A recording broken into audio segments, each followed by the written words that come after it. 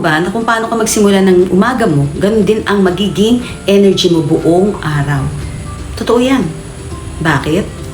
Kasi, kung mali ang choice mo ng breakfast, chances are lutang ka, antukin ka. Ganun yun. Diba? So, meron lang option ng ginagawa ng isang tao. Kakain ka ng oily heavy breakfast na nakakaantok, o itong isi-share ko sa inyo, ang Shake and Slim.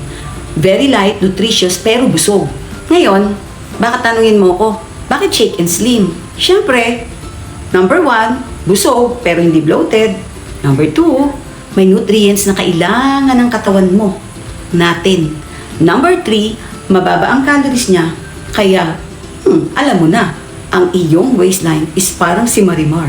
Ikaw ito, mga mommies at employees na laging nagmamadali sa umaga, ito na itry nyo.